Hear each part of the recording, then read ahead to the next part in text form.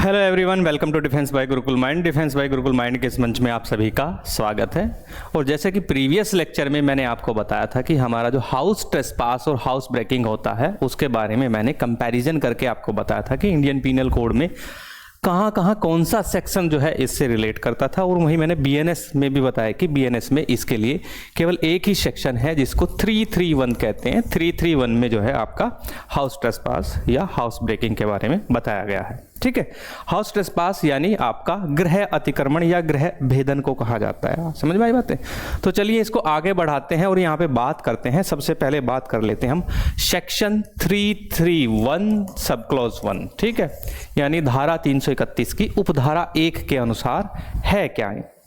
ठीक है, तो इसमें सबसे पहले बताया गया है कि whoever commits lurking house trespass और हाउस ब्रेकिंग, यानी इसमें कहा गया है कि कोई छिपकर गृह अतिचार या गृह भेदन करता है। ठीक है, छिपकर रात के अंधेरे में या कैसे भी, ठीक है, गृह भेदन अगर करता है तो उसके लिए पनिशमेंट क्या है वो इसमें बताया गया है।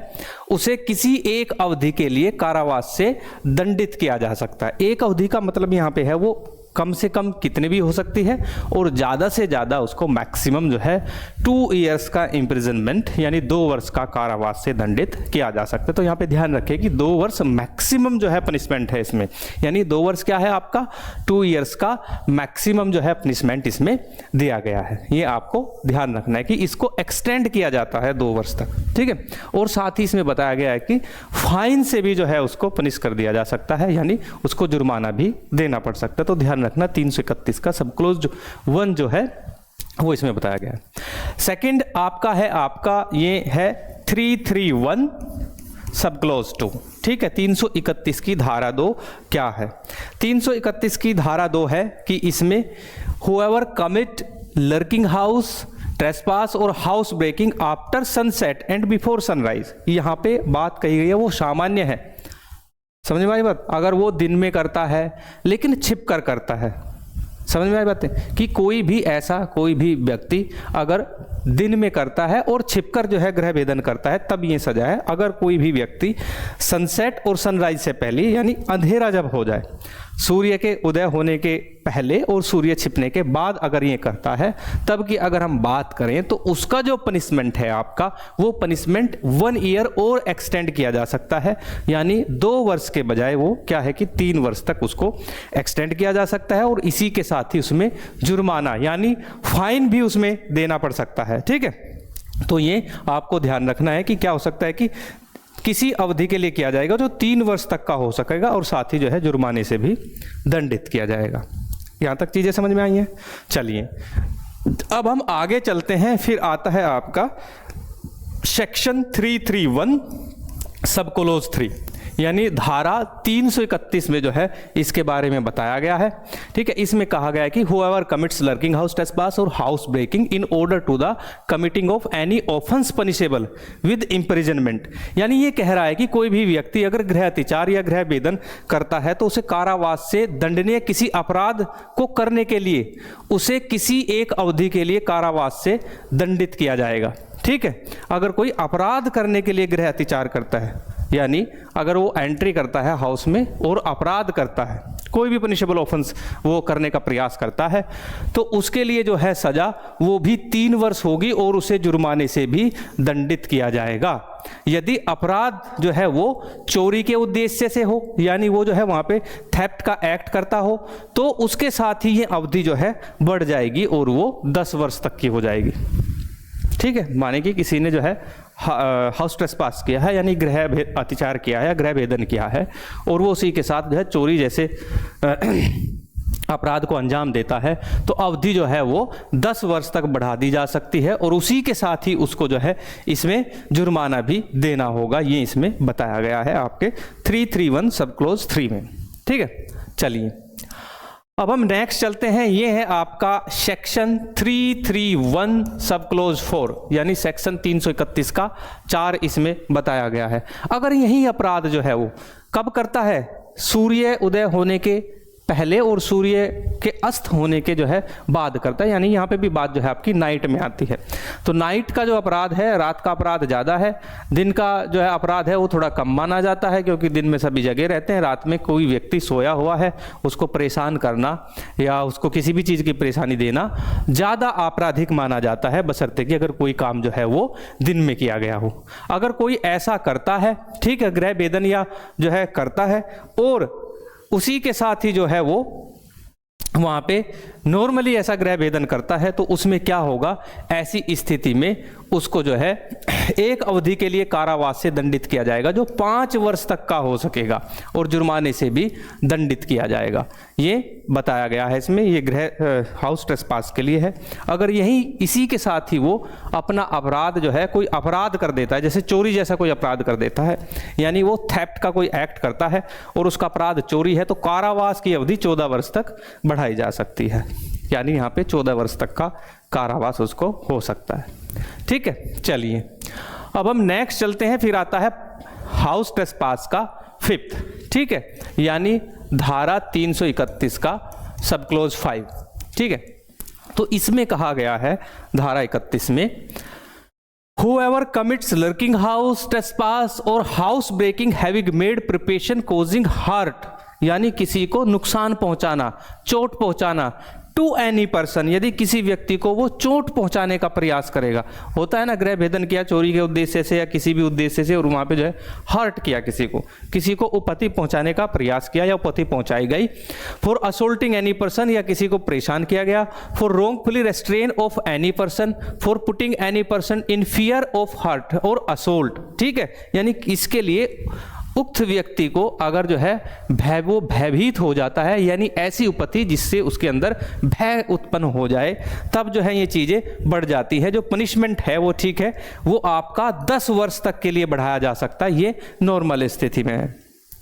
फिर मैं समझा रहा हूं कि अगर कोई भी अपराधी या व्यक्ति जो भी है अगर हाउस ट्रेसपास करता है, गृह अतिचार करता है, घर में घुसता है, गृह अतिचार का मतलब ये है, और वहां पे जाके किसी भी व्यक्ति को वो हर्ट करता है, उसको चोट पहुंचाता है, नुकसान करता है, या ऐसा कोई एक्शन करता है जिससे सामने वाले के अंदर भय उत्पन्न हो जाए, यानी वो फियर उसके अंदर आ जाए, तो तब जो है ये क्या हो जाएगा, इसकी जो अवधि है वो 10 वर्ष तक बढ़ाई जा सकती है। और अगर वो लायबल है, उसमें कोई नुकसान हुआ तो फाइन भी होगा, तो उसको फाइन भी देना होगा। ये इसमें बताया गया है आपका सेक्शन 5 में। इसके बाद आता है 331 का सेक्शन 6, ठीक है, यानी 331 का सेक्शन 6 क्या कहता है।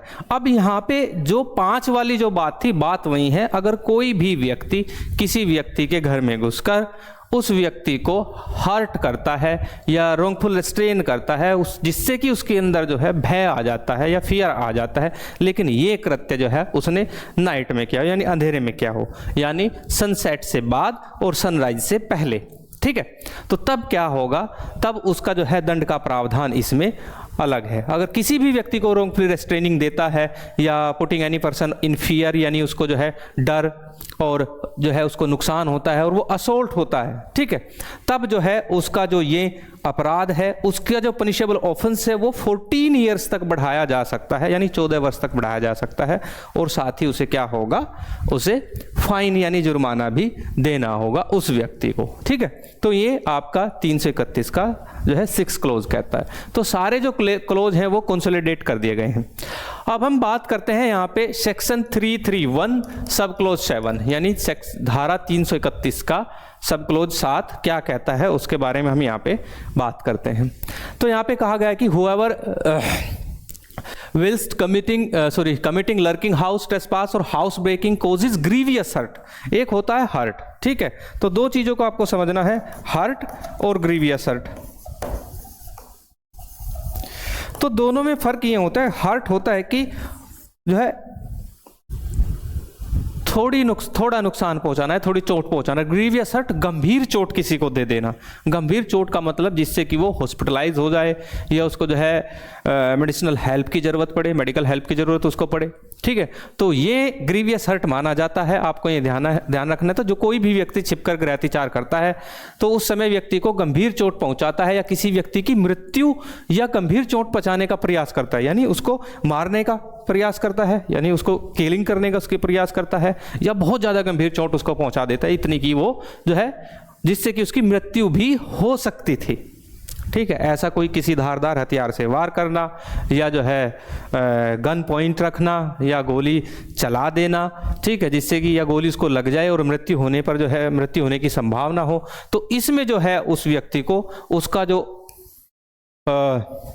कारावास है वो 10 वर्ष तक बढ़ाया जा सकता है, और साथ ही उसको लायबल टू फाइन, यानी जो भी जुर्माना होता है, जो लायबल है, जो भी जो है कोर्ट तय करता है, वो जुर्माना भी उसको देना होगा ऐसे व्यक्ति को, अगर कोई ऐसा करता है।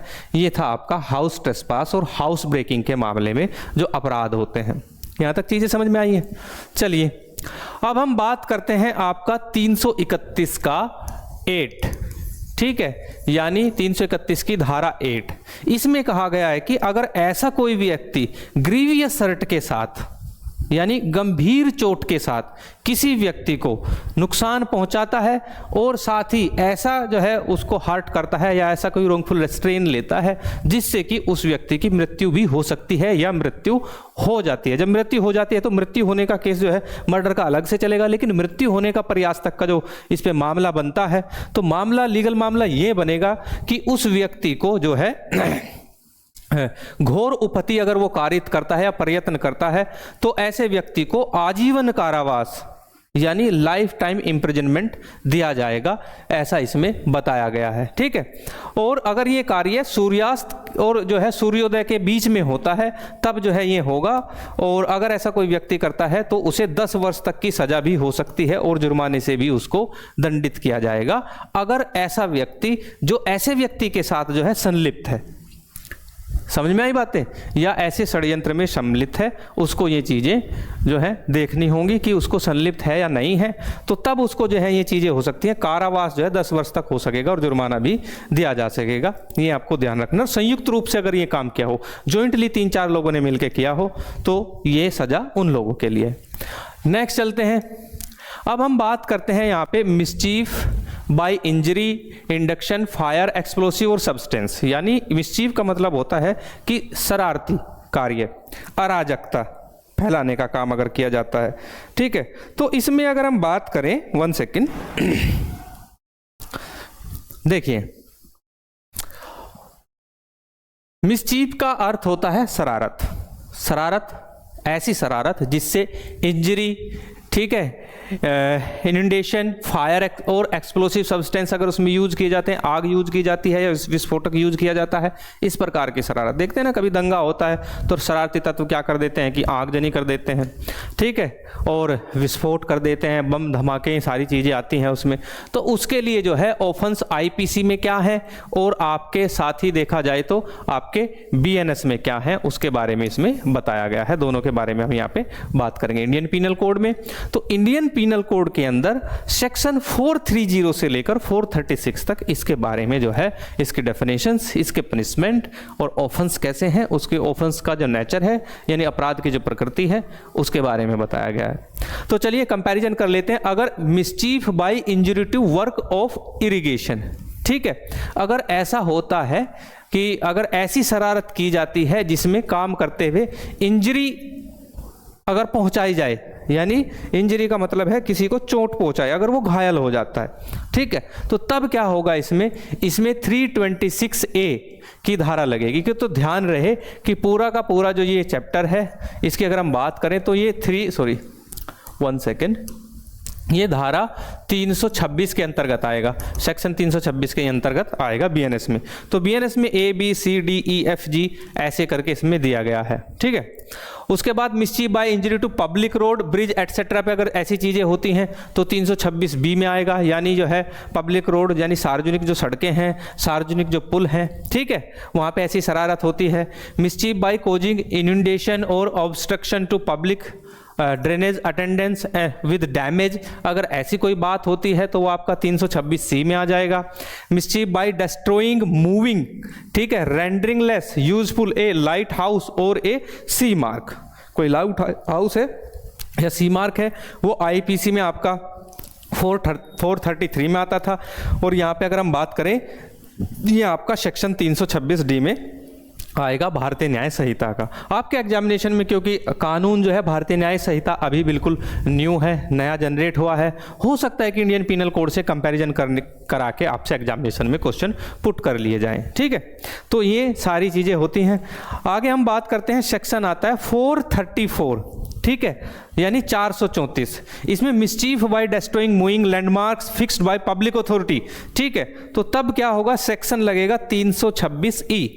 ठीक है, अगर हम सेक्शन 434 की बात करते हैं तो मिसचीफ बाय फायर और explosive substance with intent to cause damage to amount rate 100, अगर जो है रेट 100 का कोई डैमेज होता है इनको, एग्रीकल्चर प्रोड्यूस अगर है उसमें रेट 100 से और रेट 10 के बीच का कोई डैमेज है तो 326F लगेगा।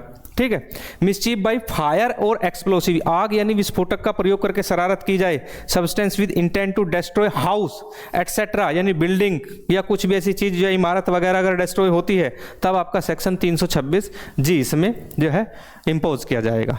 ठीक है, तो ये था दोनों का कंपैरिजन, यानी दोनों की हमने तुलना की है। अब करके एक एक करके इनको ले लेते हैं।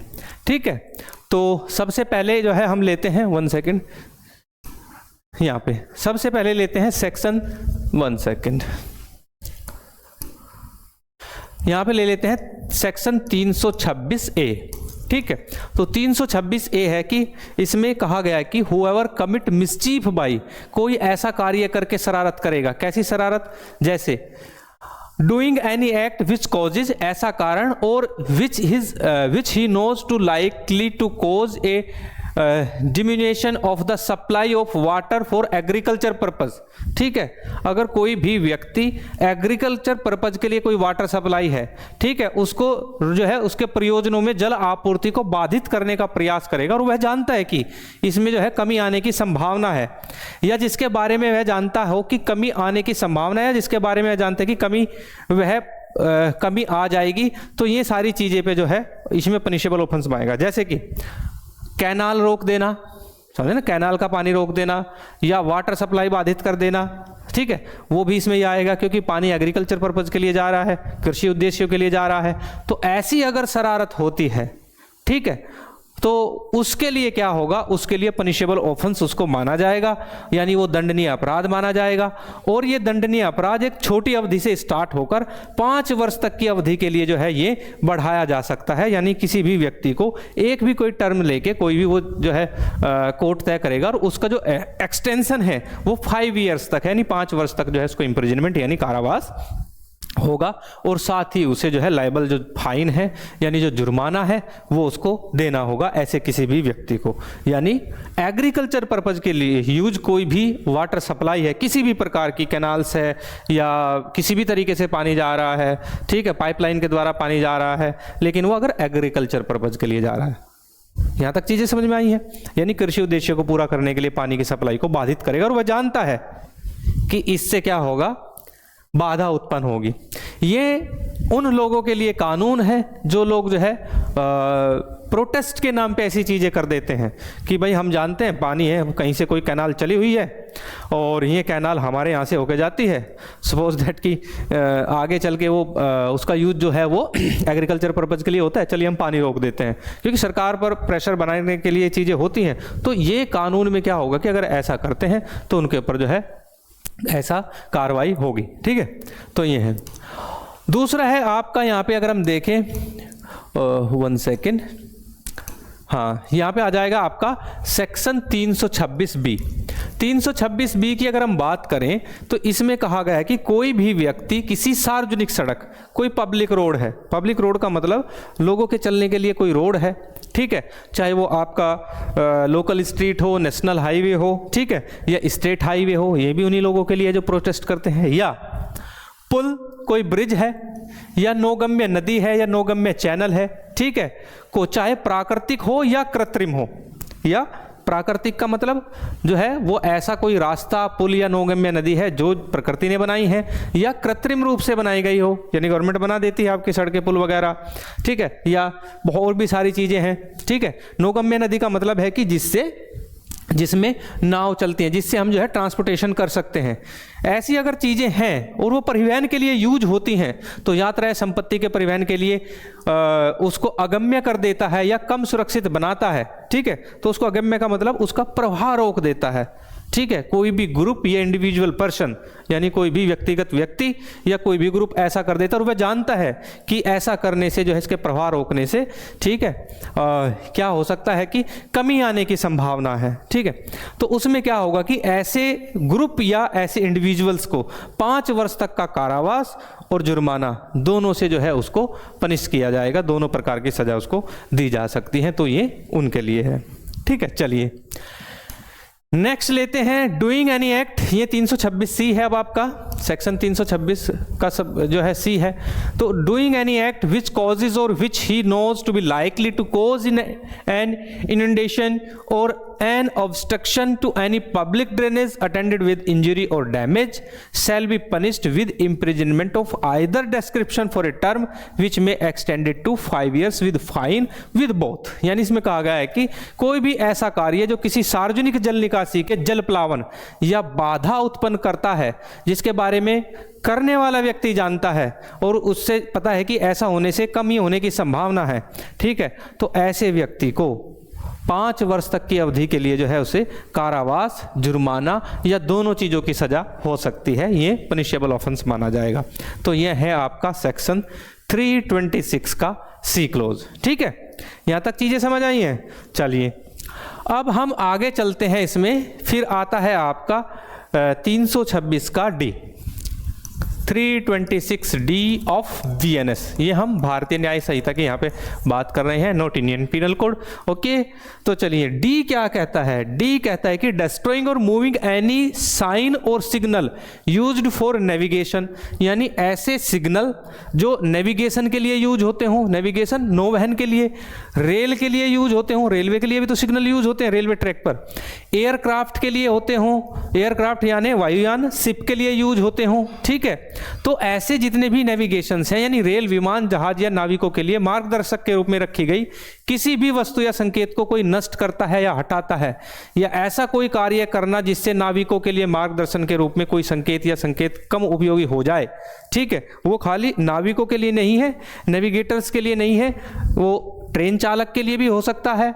ठीक है, और जो है वायुयान का जो चालक होता है, पायलट्स होता है, उनको परेशानी का सामना करना पड़ता है, क्योंकि सिग्नल्स अगर उसमें उनको गलत मार्गदर्शित कर दिया जाए या हटा ही दिया जाए तो तब क्या होगा, उक्त व्यक्ति पर, ऐसा कोई व्यक्ति है तो उसे अपराधी माना जाएगा, और अगर दोष सिद्ध हो जाता है तो उसके लिए जो है 7 वर्ष तक की अवधि के लिए कारावास या जुर्माना या दोनों हो सकते हैं। ठीक है, तो 7 वर्ष तक बढ़ाया जा सकता है, मिनिमम टर्म कुछ भी हो सकती है, 7 वर्ष का मैक्सिमम टाइम है, और साथ ही उसको जुर्माना और जुर्माने के साथ में दोनों हो सकते हैं, यानी कारावास और जुर्माना दोनों उसको पनिश किया जा सकता है। ये इसमें है।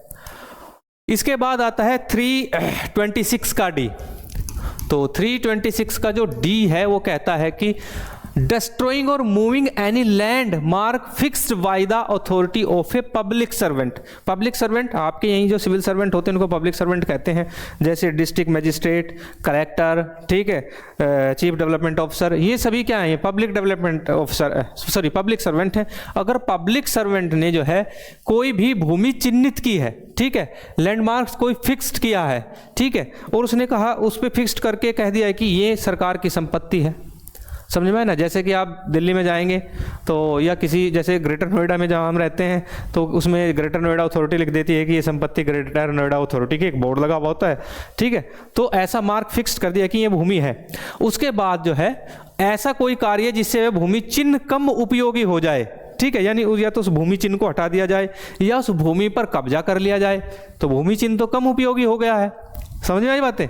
तो ऐसे किसी भी व्यक्ति को क्या होगा, 1 वर्ष तक की अवधि के लिए कारावास, जुर्माना या दोनों से दंडित किया जाएगा। साथ ही उसे उस भूमि पर अगर उसने कब्जा किया है वो कब्जा हटाना पड़ेगा। ठीक है, तो अभी का जो ये कानून है वो ऐसे कब्जा करने वाले व्यक्ति को क्या करेगा, दंडित करेगा। तो ये चीजें इसमें आती हैं। चलिए, उसके बाद आता है आपका 326F। ठीक है। तो F कहता है फायर और एनी एक्सप्लोसिव सब्सटेंस, यानी आग या कोई विस्फोटक पदार्थ जिसका आशय किसी संपत्ति जिसमें कृषि उपज भी शामिल है को नुकसान पहुंचाने, या यह जानते हैं कि ऐसा करेगा कि उसे पता है कि इससे करने से नुकसान हो जाएगा, तो उस व्यक्ति के लिए क्या है, ठीक है। ऐसी कोई भी संपत्ति जिसमें आग का प्रयोग कर लिया जाए या विस्फोटक का प्रयोग कर लिया जाए, भले ही वो संपत्ति कृषि क्यों ना हो, जैसे कि किसी की फसल में आग लगा देना, समझ में आ रही है बातें।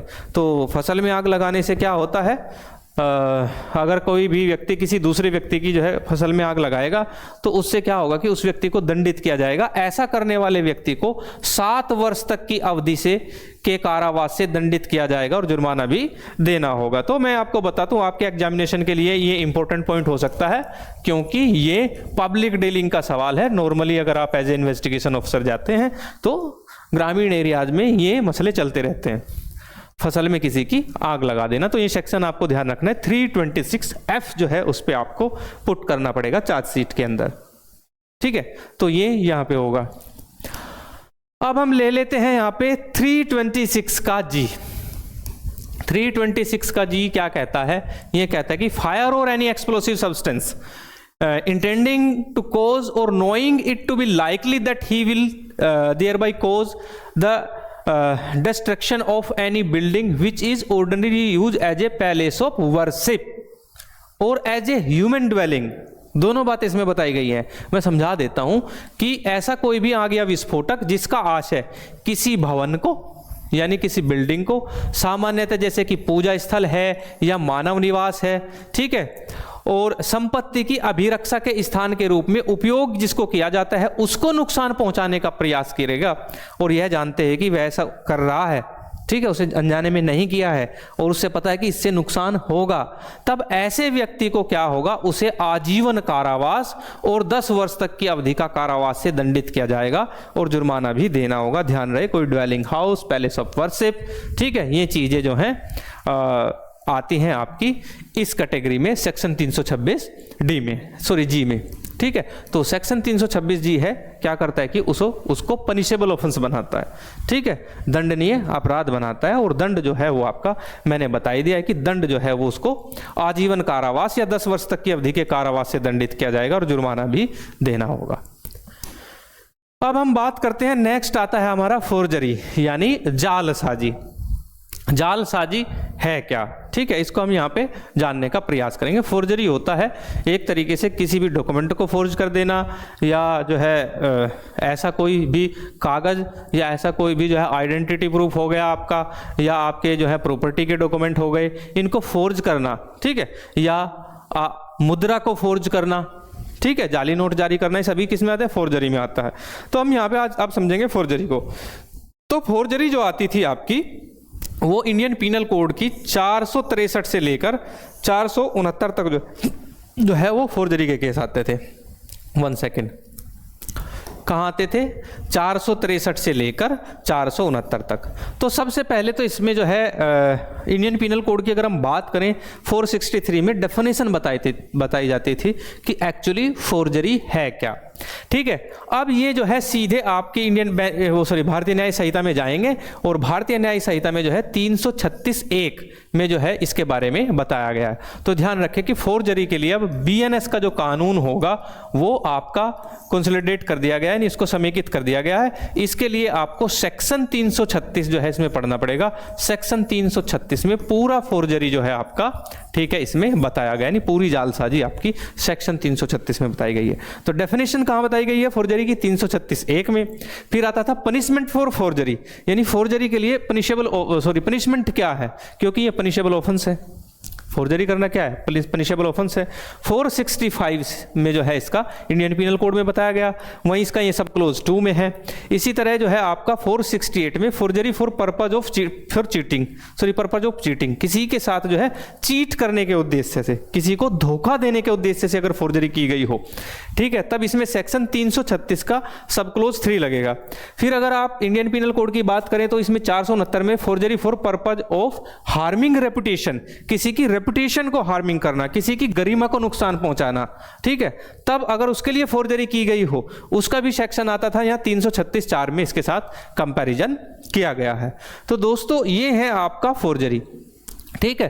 तो फोर्जरी की अगर हम बात करें तो फोर्जरी ऐसा नहीं था कि आईपीसी में डिफाइन नहीं था, आईपीसी में भी पहले भी डिफाइन था। इसमें जो क्लोज है, यहाँ से जो क्लोज थे आपके आईपीसी से, इनमें कुछ चीज़ें एक्सटेंड कर दी गई हैं। जो आपका अपराध की प्रकृति है, अपराध की प्रकृति क्या है कि हम इंडियन पिनल कोड कब लिखा गया था? 1860 में। तो 1860 में अपराध की जो प्रकृति थी वो आज नहीं है। डॉक्यूमेंट फोर्ज करने की जो प्रकृति उस टाइम पे होती थी वो आज नहीं है। तो अब फोर्ज करने के तरीके बदल गए हैं। जैसे फोर्जरी का मतलब है कि सोशल मीडिया पे बहुत चीज़ें जो है डॉक्टर्ड करके वीडियो, आपके डॉक्टर्ड वीडियो चला के, वो भी फोर्ज करने की कैटेगरी में आता है। तो आपकी रेपुटेशन को हार्म कर दिया, तो तब जो है अब क्या है कि ये उस टाइम का जो रिलेवेंस था अब वो चीज़ें इररिलेवेंस हो गई हैं, आज चीज़ें जो है बदल गई हैं, ठीक है। तो जालसाजी की अगर हम बात करें तो नेक्स्ट लेक्चर में जो है हम जालसाजी को पूरा डिफाइन करेंगे। आज के लिए इतना ही, अब मुझे दीजिए इजाज़त, धन्यवाद।